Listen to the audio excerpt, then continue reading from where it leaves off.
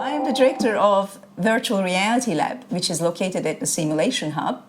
And I'll give you an introduction about virtual reality, augmented reality, and also my own personal journey about how I got here. I'm also now, I have two directorship positions. The second one is the director of postgraduate program. So I'm in charge of the Master of Information Technology program as well. So if you decide to do your postgraduate degrees, you will have to come and see me in future. But first, we would like to see you enrolled in science. So the Faculty of Science and especially Department of Computing. So this is the whole purpose of this. We would like to promote it as much as possible. So let's go on. So who am I, first of all? I have a very interesting background because I'm not a straightforward computer scientist in a way. So I spent 13 years in architecture. So I'm an architect. I was trained as an architect. But after that, I decided to work in computer science. So in the last 15 years, I've been working in computer science. So I'll take you through both sections of my life. Hopefully it will make sense why I made the change and I accepted the position in computer science as well later on. So the contents of the talk is in the slides over here, you might see. So after giving you a short background, we'll talk about the research themes that we work on. And then we'll talk about the characteristics of virtual reality, augmented reality, and the definitions of these. And then we'll talk about what type of simulations we develop in our research group. And then we'll talk about human-computer interaction in general and the experiments that we conducted, some of the studies, just to give you a flavor of what kind of research we do. And then I'll show you, hopefully, if time allows, some journal articles and the press articles about our research. So just to make you excited, basically. If you look at the technical education behind this profile, basically, I started the university when I was 16 and I graduated when I was 20. So I was pretty young when I started. By the time I got to 23, I had a Master of Science degree in architecture. And I started already doing computer programming at that time. Although I was an architect and I love architecture, and I still do, I had to get out of architecture to be able to contribute to the area more. So it's kind of an interesting twist over there that you might see. So, and then by the time I got to 27, 28, then I finished my PhD, and then I got some fellowships to travel around the world, basically. All my degrees were gained in Istanbul Technical University, so I was born in Gallipoli, which is very famous with the Anzac battle, you might remember. So if you look at my master's and PhD topics, you'll see that, for example, in my master's, what did I do? Of course, I'm talking about more than 25 years ago. I worked on these projects. So it was one of the first expert systems that I developed using computer technology. And what it was doing was placing, you had to give the user a kitchen layout, and then the computer would automatically place the cupboards and the oven and the fridge into locations that it has to be. And then according to that, the whole kitchen layout was designed. But I was always thinking about, God, wouldn't it be great?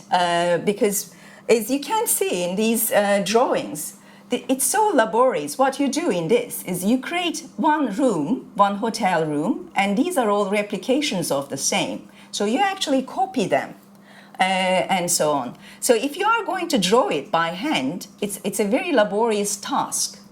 And what I thought is architects are creative people. and they have to be involved in creative activities rather than just getting lost in drawings. So this is why I got into CAD, actually. So not because I didn't like architecture, I ended up in computer science, because I liked architecture so much that I wanted to do something special for architects. This is how I got into computer science.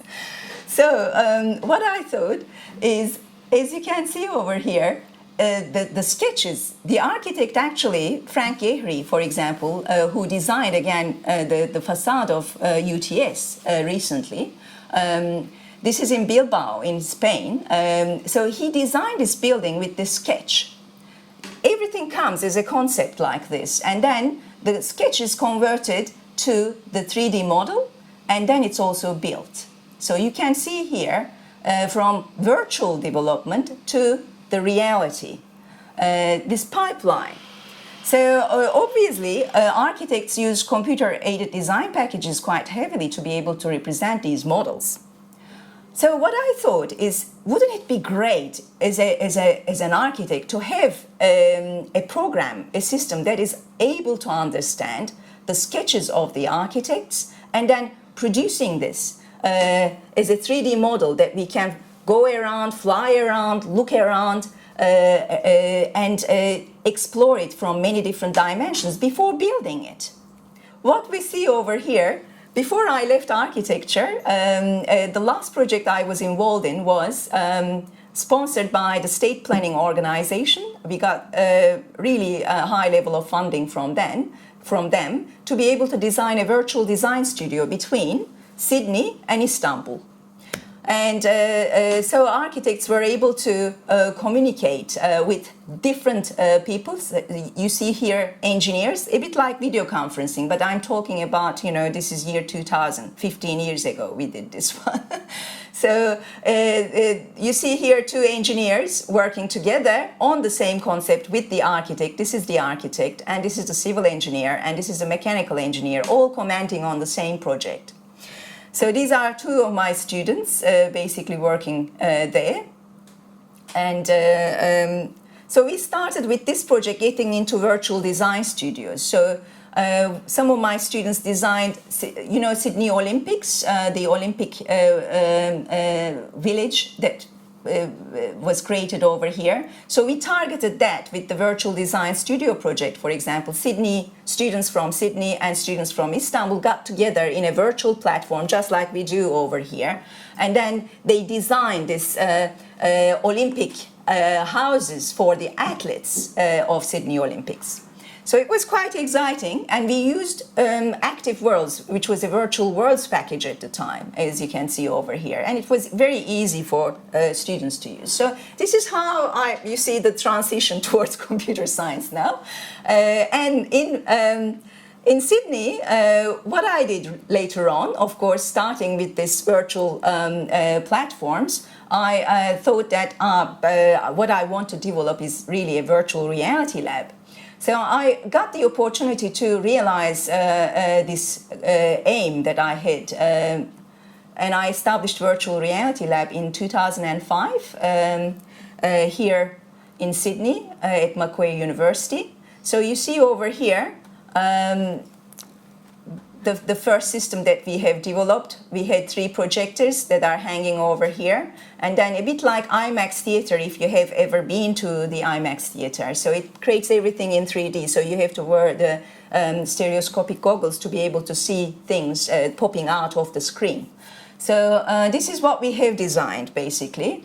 And this is one of my students in computer science. So he's flying over the model that we have created here using data glass, as you can see, and the stereoscopic goggles. So, and later on, 10 years later down the track, we upgraded the system. Even now we have a better system than that. So you see the simulation hub over here. So Virtual Reality Lab is in the center of it, as you can see over here.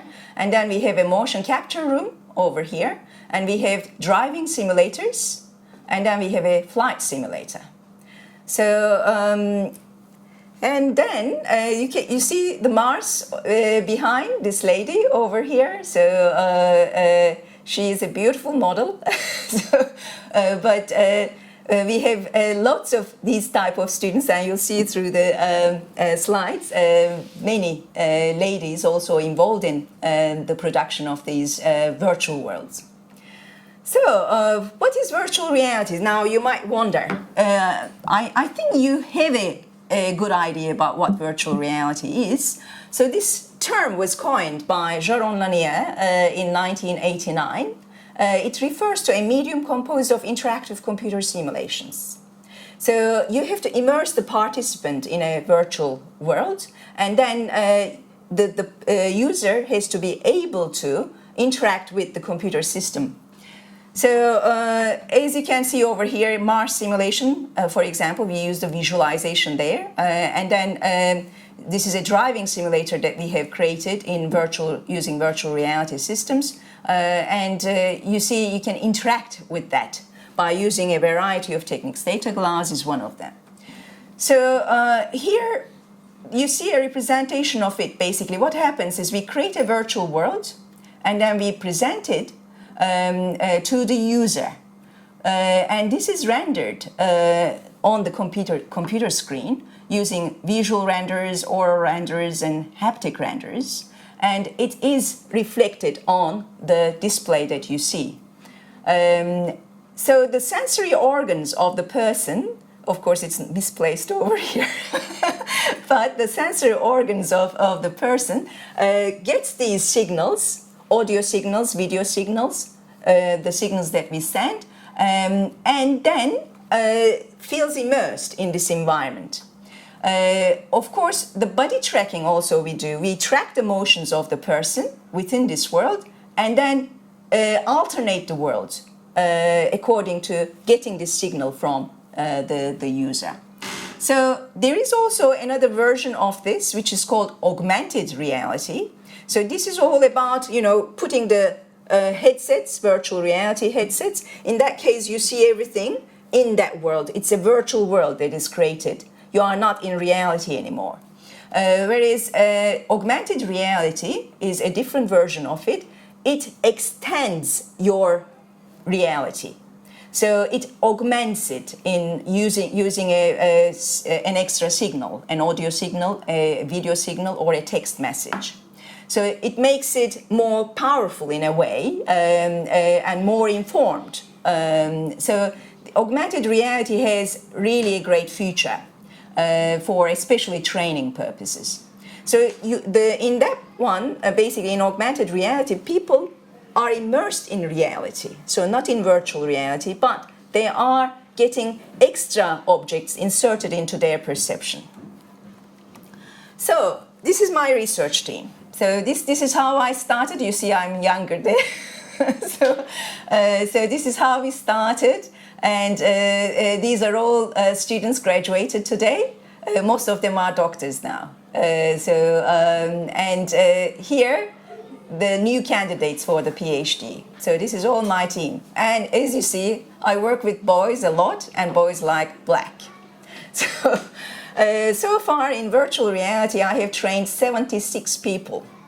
So quite a big number, 7 postdocs, 12 PhD students, 12 current PhD students I have. So it's like 24 postgraduates, plus Master of IT students, as you can see. So I'm associated with 2 different research groups. One of them is the Virtual and Interactive Simulations of Reality Research Group, which I have established at the Department of Computing. The other one is CEPET, located at the Psychology Department. So I work very closely with psychologists.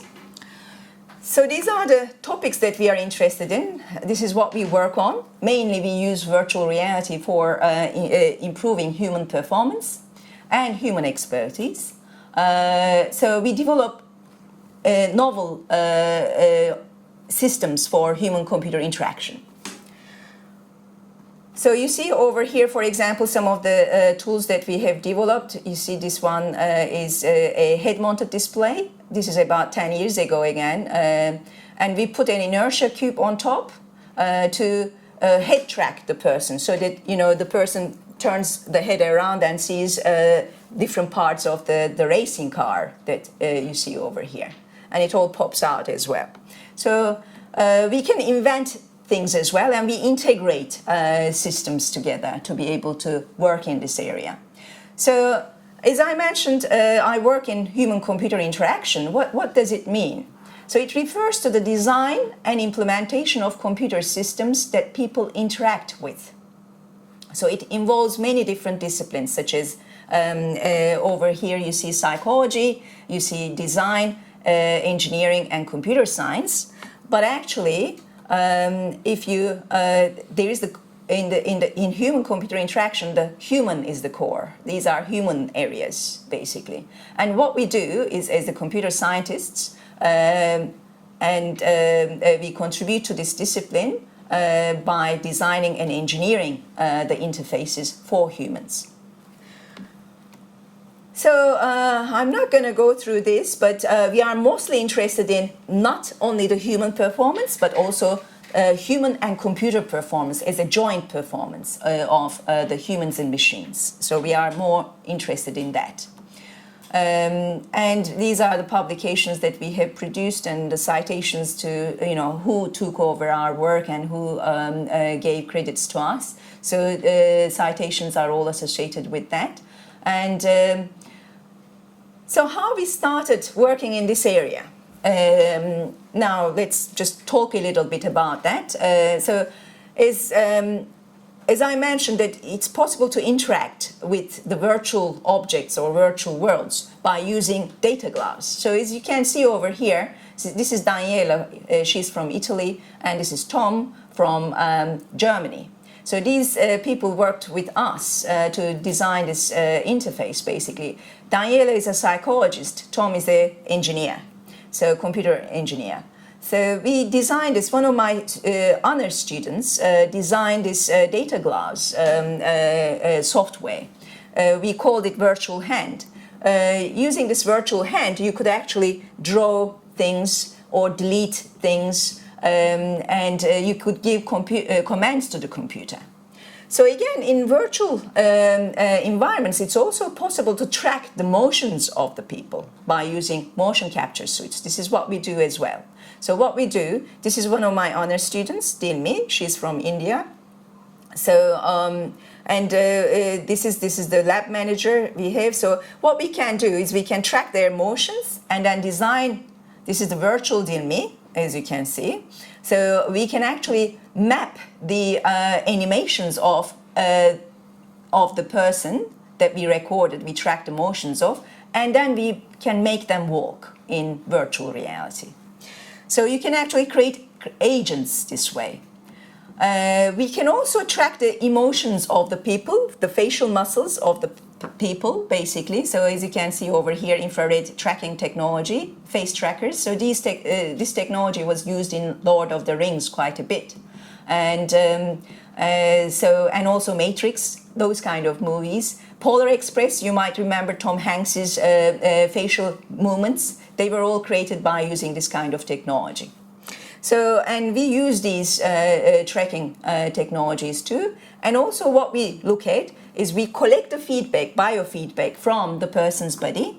As you can see here, EEG, ECG, EGG headsets we use to track what part of the brain is highlighted and what activity is going on, where, and the heart rate of the person, heartbeat of the person, skin conductivity, do they sweat or so that we can actually understand their emotions as well, emotional state, are they anxious or so. So we use these things as the feedback to design programs.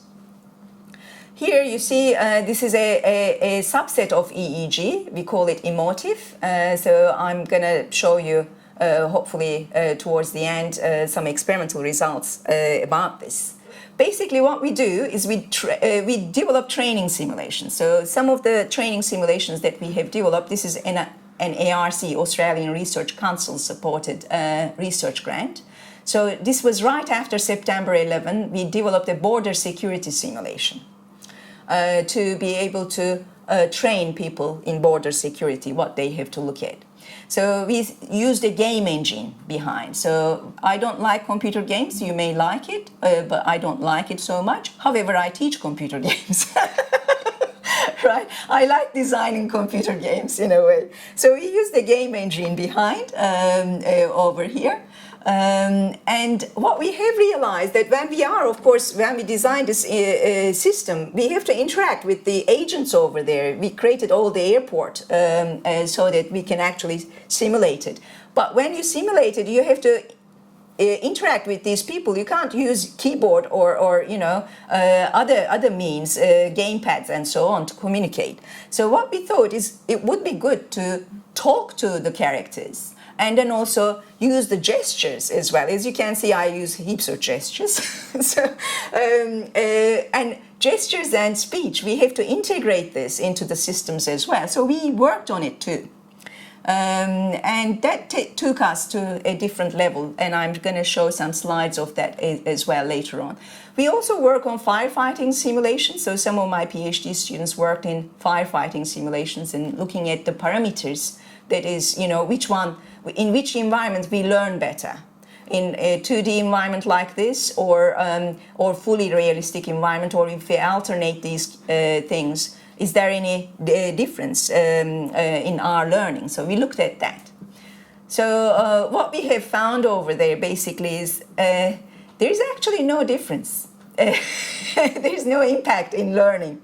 So you learn anyway in all environments. However, people like the fully realistic environments more.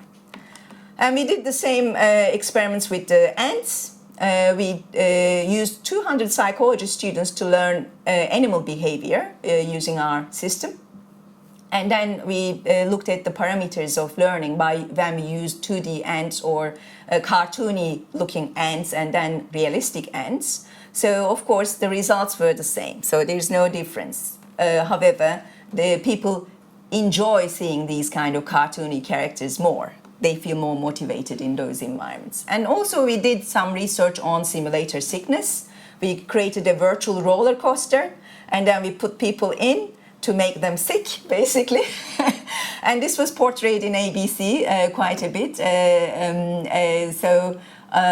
Basically, what we did in this study is we alternated the environment, the textural parameters over here, so that if there is any difference in terms of motion sickness levels, if the environment is fantasy environment or more realistic environment. And what we have found was in more realistic environments, they get more sick.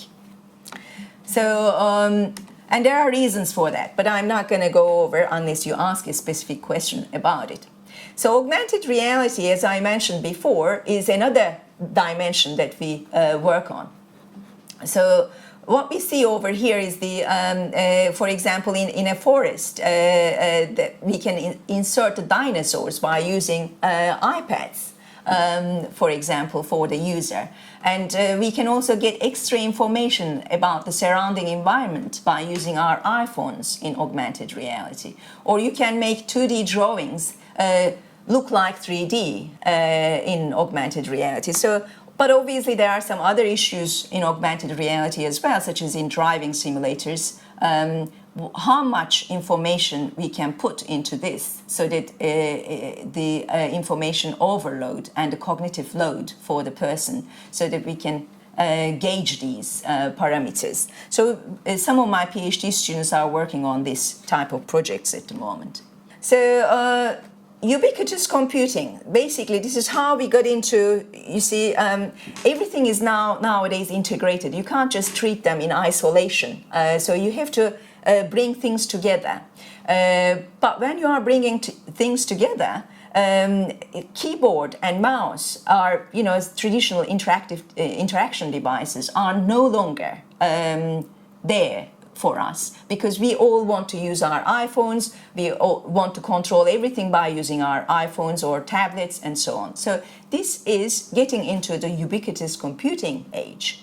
As you can see in the slide, we see the mainframe computer use has dropped in the recent years, whereas what we can see, the PC use has increased before.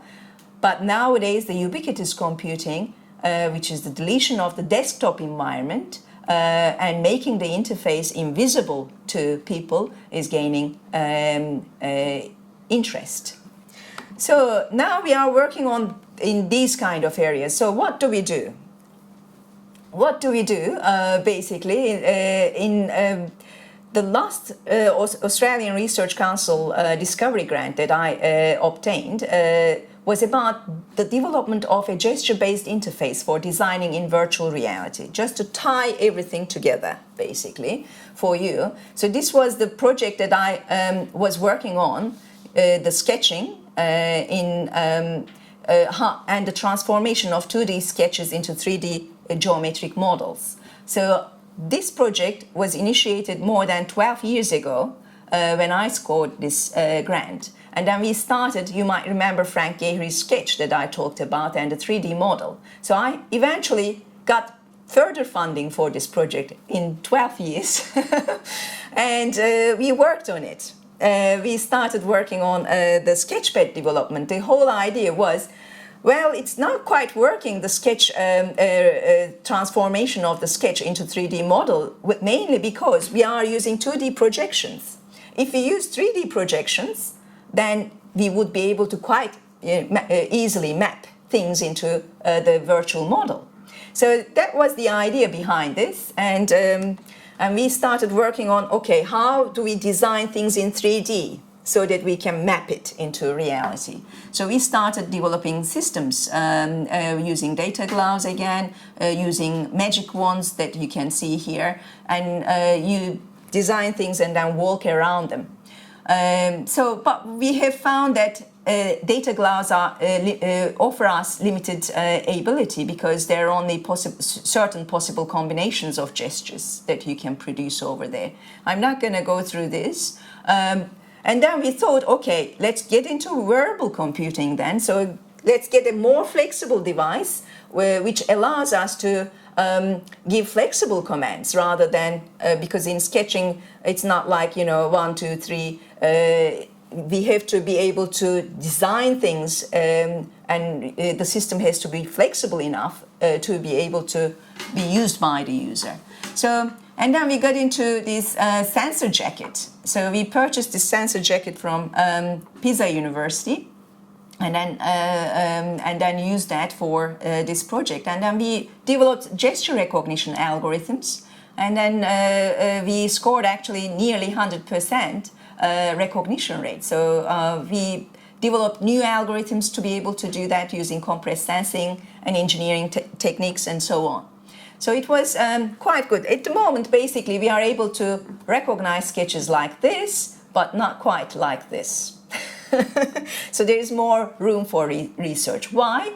Because we need 3D neural displays to be able to understand what the meaning of the sketch is. It's not as simple as just drawing a square or circle over here. So we need to be able to understand what is going on in designer's mind as well. So, and then some of my students focused on, okay, let's do further research on speech and gestures. Let's try to capture when the designer is trying to explain this model, not only using the sketch, but also speech and gestures as well. So we did some experiments with those. We did some chair design experiments. For example, we gave them simple chairs to describe by using hand gestures and so on. So what we have found in these studies with 9 males and 9 females, basically we have found that gestures precede speech. Gestures generally start before speech, 2 seconds before that generally. So, and they are tightly integrated, so we can actually use them together to be able to understand. But it was more interesting that we have found there was a time lag between male participants and female participants processing of data. So that was interesting for us. So basically what we have thought is, that's interesting. Why does it happen? Females process information faster than males in this specific task. Would you believe it? So we couldn't believe it, quite frankly. And then what we thought, okay, we'd better do some experiments with the EEG headsets, right? So let's just try to understand what's going on in designers' mind. So what we did, basically, we with 14 participants, 7 females and 7 males, we put this emotive headset on them and then checked the EEG signal rating. And we have found actually a higher level of cognitive activity in females. So that was quite interesting, and then we thought that this is the reason. Yeah, there's more higher level cognitive activity there. But what is the driving force behind this? Why is this happening? You know, then I found evidence in biology, actually, in the human brain. What we have is quite interesting. Boys, I can see over there as well, so it's very pleasant to see this. And I'm glad that you are listening, because this will shed light, hopefully, to some of you as well. Most of the time, females and males find difficult to understand each other, right? Why? This is the reason. So because we have different system architectures to process information. So female brain has got 10 times more white matter than the male brain, and male brain has got 6.5 times more gray matter than female brain. So the consistency of the brain structure is different. So what is this for? If we look at it, so the gray matter represents information processing centers, a bit like mainframe processing, and white matter represents the networking of connections. So it's a bit like grid processing, right? So we process information differently. So that's why in this specific task, females outperformed perhaps males, but it might be in different tasks, it might be different results. So we don't know. So, but what we thought at the end is basically we have to take gender differences into account when we are designing technology for people. So that was the end result, basically, that we reached. So now I'm going to stop and ask you if you have any questions. I'm happy to go over or answer your questions.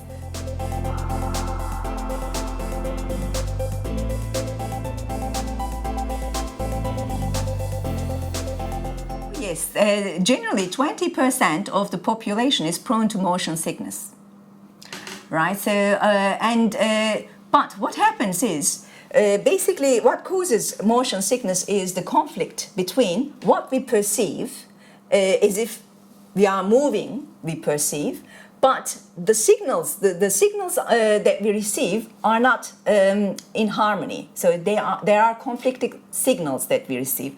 Our eye says to us that you are moving forward, but our body and vestibular system says to us that you are not moving at all, you are stable. So that conflict actually causes the motion sickness.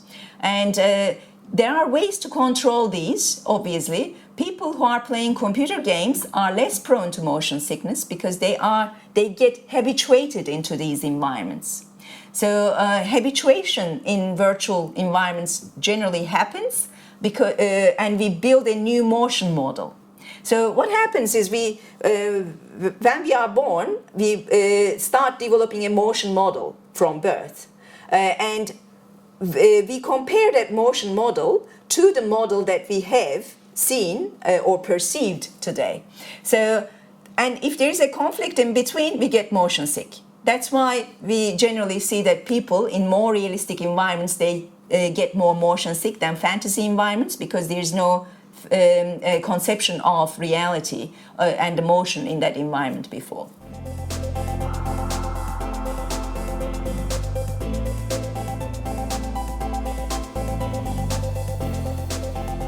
So it's basically for training purposes, especially. There are certain things that you don't want to risk people's lives, such as firefighters, for example. They have to be fully trained before trying to extinguish a fire, or police. They have to be trained fully to be able to cope with the pressures, especially that we face today. So. There is evidence over there that actually the learning in a virtual reality environment can replace to a degree real real training in reality.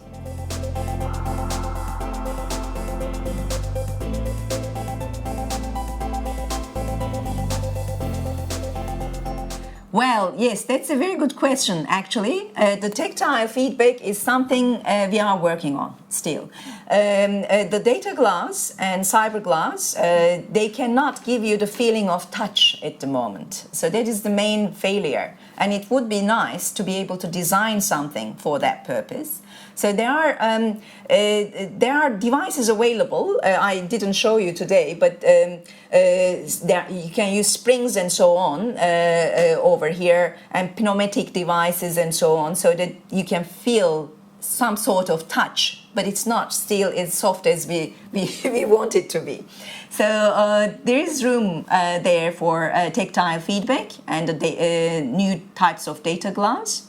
And the hot and cold, we can address that one. So climate control systems, we want to have one at the VR lab at the moment, so that we can do extreme sports training, for example. Thanks for listening to me. Okay.